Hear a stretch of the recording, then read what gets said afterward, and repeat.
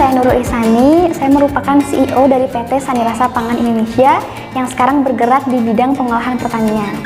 Saat ini produk kami merupakan olahan dari pisang, yaitu keripik pisang dengan brand By Nana Chips. By Nana ini berdiri pada tahun 2020, bulan Desember tepatnya. Waktu itu kondisinya lagi COVID, sehingga aku lagi kuliah di Jakarta semester 3, terus dipulangkan ke Cianjur karena emang harus kuliah online gitu. Yang aku rasa bisa banget untuk lebih produktif lagi gitu. Aku lihat bahwasanya ada potensi pisang di daerahku di Cianjur, dan itu banyak banget pisang yang busuk akhirnya nggak kejual karena permintaan. Nah, akhirnya aku muter otak gimana caranya biar bisa menghasilkan dan bisa menyerap semua pisang ini gitu. Kenapa kok kepikiran kayak gitu? Nah, yang pertama emang senang jualan kali ya dari kecil. Terus yang kedua, emang waktu itu lingkungan sih, faktor lingkungan yang membentuk itu, karena banyak orang-orang sekitar yang merasa kurang mampu. Terus juga aku ngerasanya, oh ini anak muda loh yang harus menyelesaikan ini.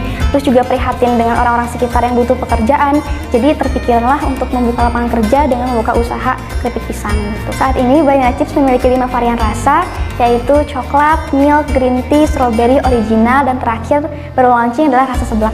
Untuk bahan baku pisang sebenarnya 2 jenis, ada pisang tanduk sama kapas. Yang pertama, untuk yang tanduk pribadi kita udah ada kebunnya, jadi ngambil dari kebun. Kalau untuk pisang tanduk itu 5 hektar sekarang pisang, dan ada tumpang sari lainnya seperti labu, terus ada pepaya juga dan lain sebagainya.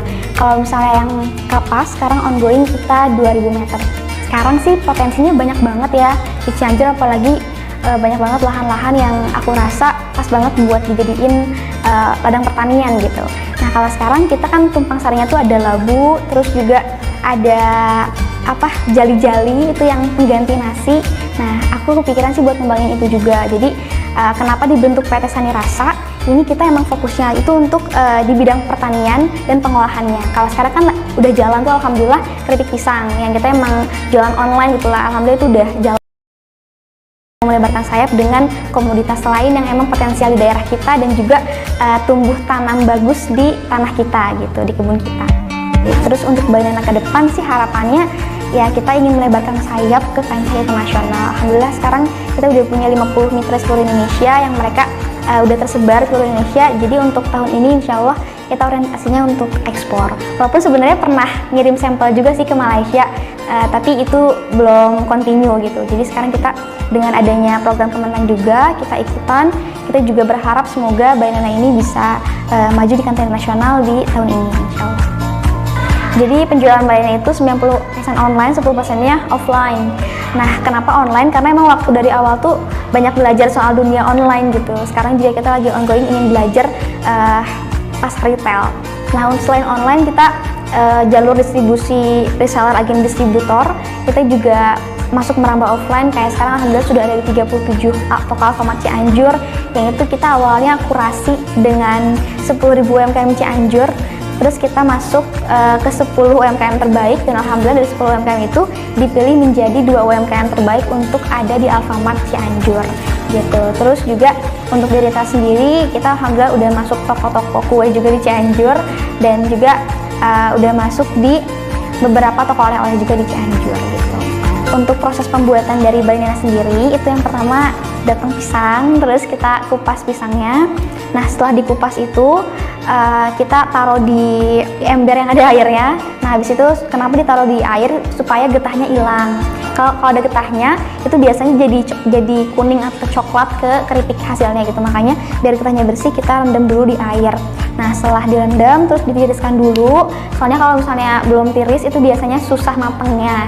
Makanya ditiriskan dulu. Setelah itu langsung aja diiris dan langsung aja digoreng gitu. Awalnya kan diiris dulu terus taruh di ember. Terus kita langsung ketika udah kekumpul semua udah diiris, kita langsung goreng tuh. Ternyata itu dampaknya ke si keripik itu, jadi banyak yang nyatu.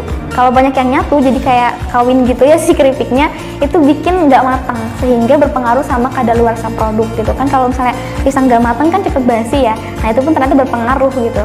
Nah terus kita mikir lagi gimana caranya biar nggak banyak yang nempel. Akhirnya setelah pas diiris itu kita langsung aja digoreng gitu, jadi nggak ditungguin dulu. Nah setelah digoreng, habis itu kita tiriskan, langsung dibumbuin dengan 6 varian rasa kalau sekarang. Setelah dibumbuin, langsung aja di packing langsung di packing. Tapi sebelum di packing ini kita harus make sure dulu bahwasanya keripiknya udah dingin. Kenapa kayak gitu? Soalnya kalau keripiknya masih panas terus di packing itu bikin cepat basi juga karena kan ada penguapan di dalamnya. Makanya kita harus make sure dulu bahwasanya ini udah dingin, udah ready di packing.